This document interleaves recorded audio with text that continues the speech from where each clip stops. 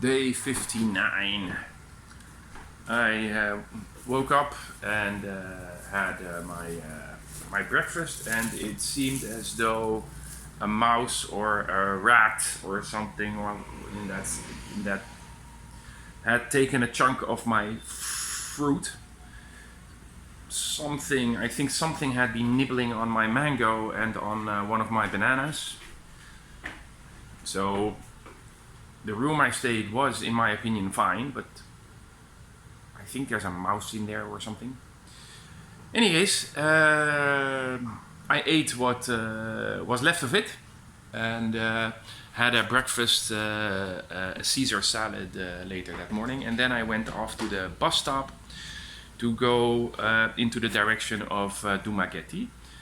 Then that's quite far, and I picked a place at Tanjay or Tanjay. The Filipinos generally almost swallow the letter J. In any case, that was quite a bit of a drive, more than 3 hours, I think, maybe even 4. And I was a bit lucky. I had a front seat, so had a nice view, and it was a nice drive.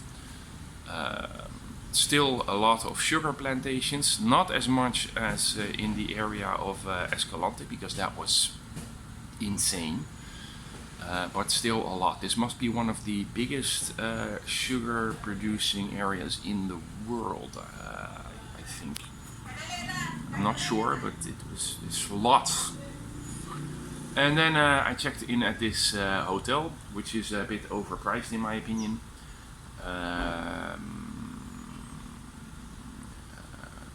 I'm gonna stay here 1 or 2 nights. 1150 pesos for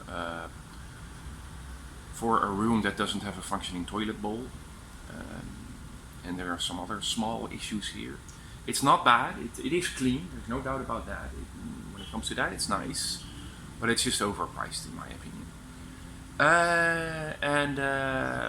After checking in, I had a late lunch and walked around the boulevard and had myself a drink there and a chat with some bar owner. He didn't speak English that perfectly well, but it was a very nice fellow. And it was interesting to note that he was very much focused on the political problems of the Philippines.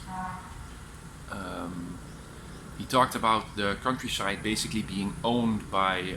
He talked about the fact that there are several places in the Philippine countryside that are basically owned by gangsters, so let's say Don Corleone, and the Philippine government has little to say on there.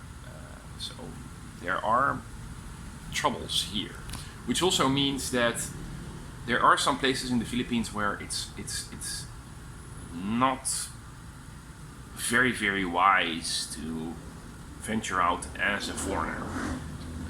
It's a bit of an old school method, but technically they can still capture you and hold you for ransom.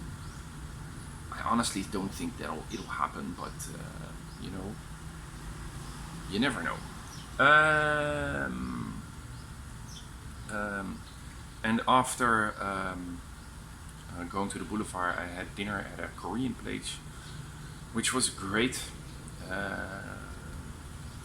Another place where I didn't have to eat rice-based meals. I had myself a salad type meal again, and I feel really fit now. It was nice. And at around 7ish, after buying my fruit, I also had a chat with a few boys at around the age of 7, I think, maybe 8 years old. On rare occasions, it happens that a child grabs my hand and gently pushes it against its forehead, which is a sign of respect. This time it was a group of 3 or 4 boys. So I gave them a small geography lesson and rehearsed them whether they know some town names here on Negros. it seemed as though they could already read a little bit. It was really fun. But also, I'm gonna, whenever it happens to me, I have to teach those kids that I'm a stranger. They don't need to respect me, and it may actually be a bit risky. It's really nice, but it may actually be a bit tricky. And then I bought myself some fruit, of course, for the next morning, and went back to the hotel and hung around here until I fell asleep.